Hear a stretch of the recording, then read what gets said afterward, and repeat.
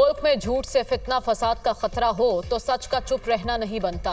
झूठ बड़ी आसानी और फरावानी से बोला जा रहा है।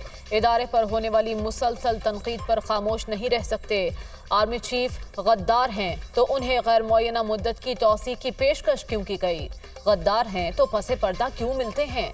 ये ना करें, रात के अंधेरे में मुलाकातें करें और दिन की रोशनी में इल्जामात लगाएं। जो मुलाकातें हुई, हमारी तरफ से ये मशवरा दिया गया, कानून और आइन के दायरे में रहकर मामलात सर अंजाम दें। किसी को मीर जाफर या मीर सादिक कहना दुरुस्त नहीं।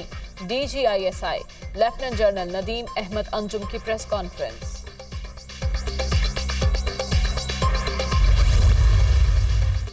अरशद शरीफ को पाकिस्तान में थ्रेट नहीं था।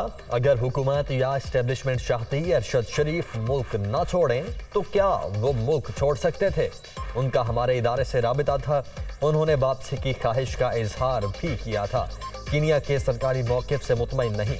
तहकीकाती फोरम से ISI के रुकन को दानिस्ता निकाला ताकि शफाफ तहकीकात पर उंगली न उठे।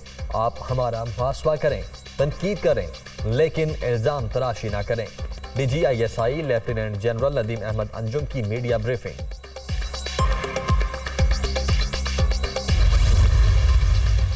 अरशद शरीफ की जिंदगी को पाकिस्तान में कोई खतरा नहीं था। 5 अगस्त को खैबर पख्तूनख्वा हुकूमत ने अरशद शरीफ के हवाले से थ्रेट अलर्ट जारी किया, जिससे सिक्योरिटी इदारों को आगाह नहीं किया गया।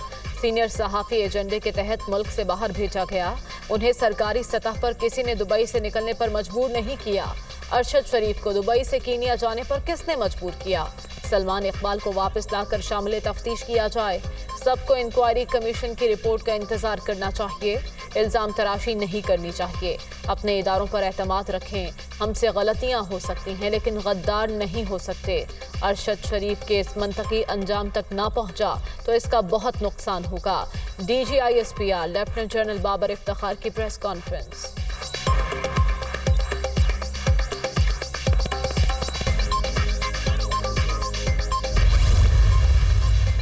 सत्ताईस मार्च के जलसे में साइफर का ड्रामा हैरान कुन। इसका हकीकत से कोई ताल्लुक नहीं। ISI ने वाज़ेह तौर पर बता दिया था कि हुकूमत के खिलाफ किसी साजिश के शवाहिद नहीं मिले। तहकीकात को सामने लाना चाहते थे लेकिन उस वक्त की हुकूमत ने ऐसा नहीं किया और मखसूस बयानिया अपनाया गया। पाकिस्तानी सफीर की राय को अपनी सियासत के लिए इस्तेमाल किया गया। पाक फौज से सियासी मुदाखलत की तवक्को की गई। कौम और अफवाज के दरमियान खलीज पैदा करने की कोशिश की गई। एहतजाज का सबको हक है। किसी को मुल्क गैर मुस्तहकम करने की इजाज़त नहीं देंगे।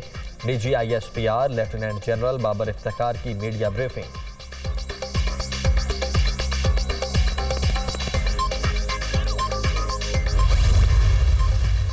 मासी में हमसे भी गलतियां हुई। इदारे ने प्रेस कॉन्फ्रेंस वफाकी हुकूमत को एतमाद में लेकर की। ये बात पूरी जिम्मेदारी से कही कि सियासत से राबता मुनक़ता कर लिया है।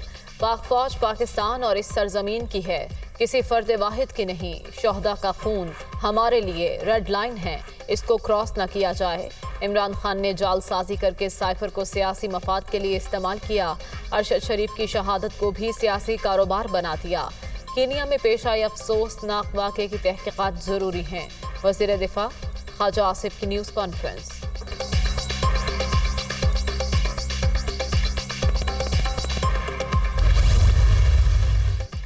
इमरान रियासी का मकरूह चेहरा आज मजीद अय्या हो गया।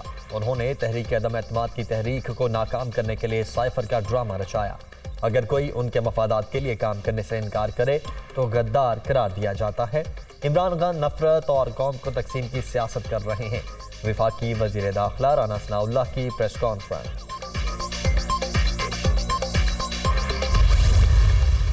सीनियर सहाफ़ी अरशद शरीफ की फैसल मस्जिद में नमाज जनाजा अदा। सियासी और समाजी रहनुमाओं समेत शहरियों की बड़ी तादाद में शिरकत।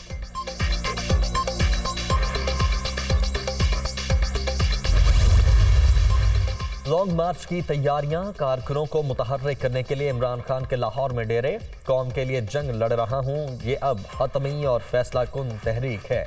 वकला भी लॉन्ग मार्च में शिरकत करें। चेयरमैन PTI का लाहौर बार से खिताब।